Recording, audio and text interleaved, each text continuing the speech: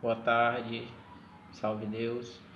Meu nome é Júnior, sou presidente, coordenador e administrador da Sociedade de Estudos Espirituais de Fortaleza, daqui do Ceará. A gente vai dar continuidade ao nosso estudo do ERG3. A nossa quinta aula, a gente vai falar um pouco sobre lei de igualdade. Antes da gente falar um pouco, a gente vai fazer a leitura de duas perguntas e respostas do Livro dos Espíritos da editora Boa Nova. A pergunta 803, Lei de Igualdade, capítulo 9, páginas 411. Igualdade natural. Todos os homens são iguais perante Deus?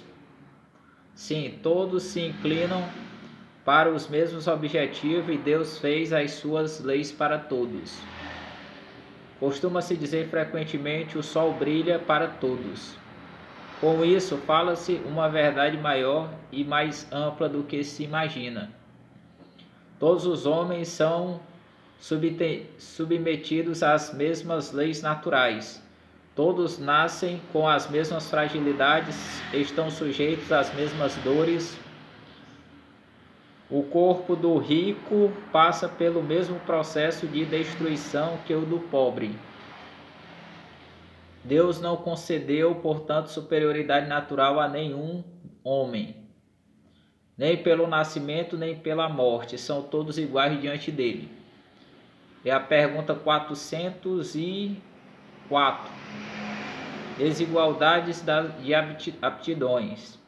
Por que Deus não concedeu as mesmas aptidões a todos os homens?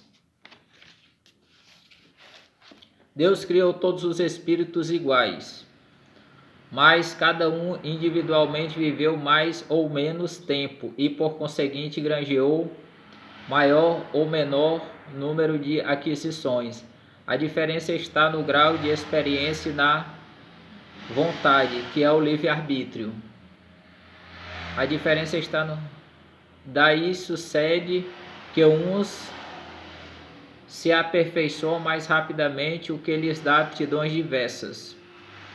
A união de aptidões é necessária, a fim de que cada um possa cooperar para os desígnios da providência, no limite do desenvolvimento de suas forças físicas e intelectuais.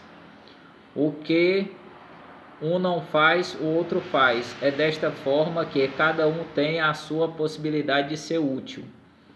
Outro aspecto é que, sendo os mundos solidários entre si, é necessário que os habitantes desses mundos superiores, cuja criação deu-se antes da Terra, venham aqui habitar para dar-lhes o exemplo. Ver questão... Pronto.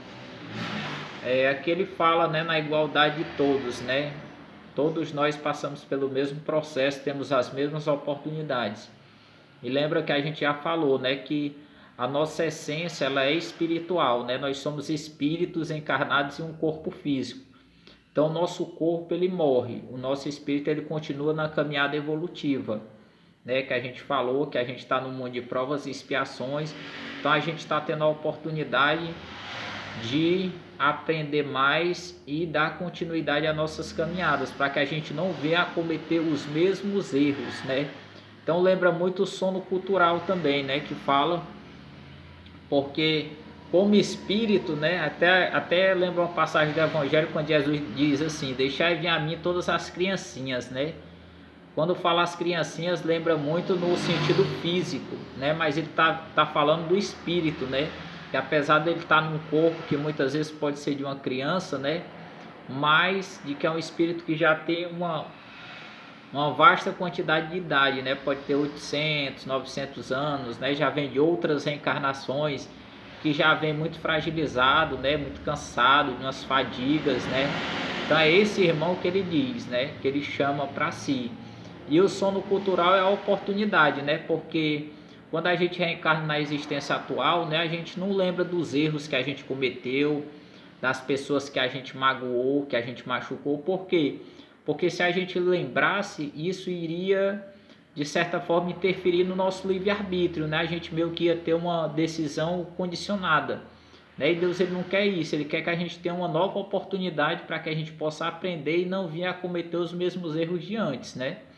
Então a gente faz um encerramento aqui dessa aula, dessa live, né? E posteriormente a gente está dando continuidade aos nossos estudos.